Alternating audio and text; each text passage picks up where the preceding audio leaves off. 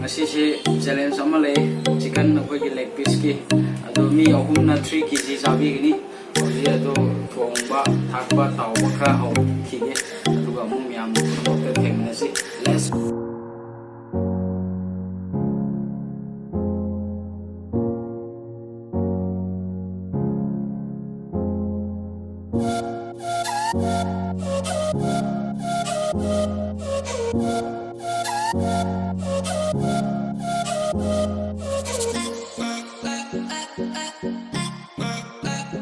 guys, hausi akhoi horani akhoi ki chicken na se ready hoire ado hausi se ai ki manaba singda ai ki mila moi ki mila ga le fam amra khangi na se kiji kya kya sa ga no dara na tunda hauba thuba iski akhoi se amra khangi na se mya let's go ये वो यार ये ये ना तंग को ना नहीं वो हालांकि मैंने नहीं ये वो ये चिकन खाई ना ये जिन्हें किसी आप लोगों को पान खाते हैं ये तो यम नहीं है ai cái mình là mình đi ai sẽ làm được cái gì rồi coi sẽ trong phần cái nào là thủ ra rồi coi cái sẽ lên cái gì mà mình tôi cái nào là thủ ra tôiยังsẽ để ok start hầu sẽ coi anh đi làm nhà mà mìnhยังbiểu hầu ra cái nào là anh thủ ra nhà cũng có thểยังbiểu setting cái nào là view nào là setting cái nào nó hay tôi không biết là gì hầu 3, 2, 1.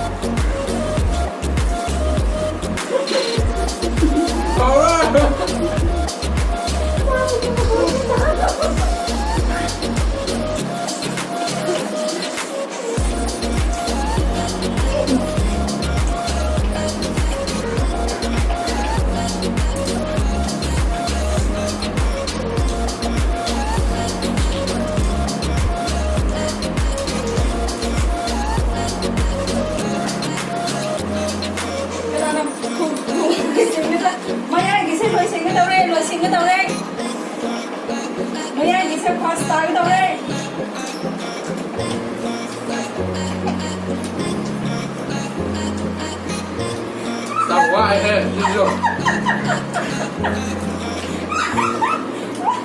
My eyes are going kan dia sampai dengan my eyes.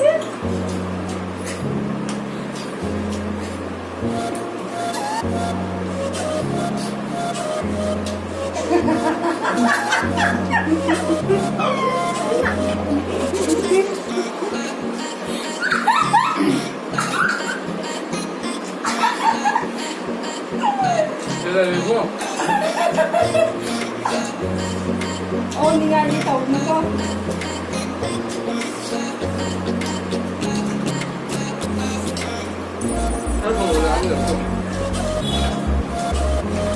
Nó mi tôi là sẽ chẳng cầm nữa. Đâu sao được không? Cái gì đấy không quay bao nhiêu hả?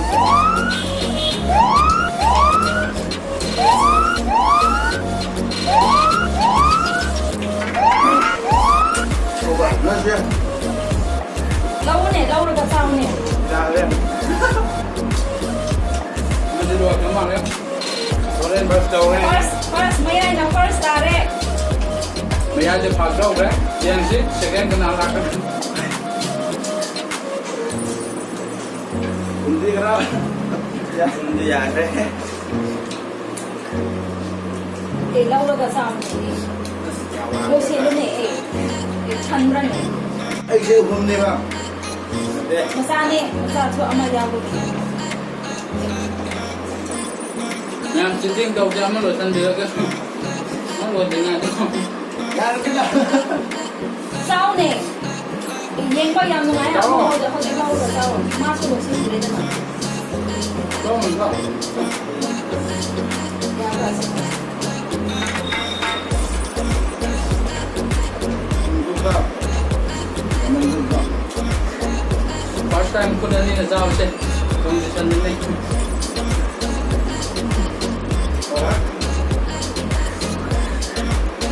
second round yung decision eh Rodrick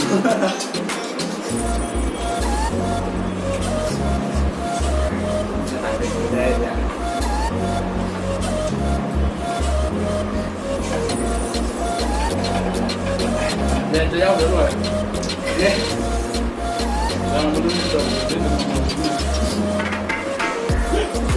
Cái này là dầm mà sao ra hay Có đất lại lên biết Bro. Hả? Ông mày sai đâu đấy? Rồi chúng ta luôn chứ. Wala na. Adi wadi. Đó, thằng view cái máy đầu bên nào.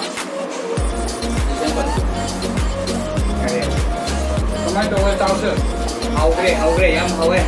Kung ba di, yam kay kre ta may inubit siya. Ay, ko kasi. Ay, ko kasi hawak siya, hawak na. Dumdum na. Gì mama? Đây là pizza mấy cái đấy. Làm mong ai đấy?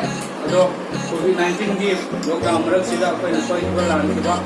Yang mengenai itu yang usung yang belum mengerti. Apa itu sama silogi malu. Singapura na dominar ini.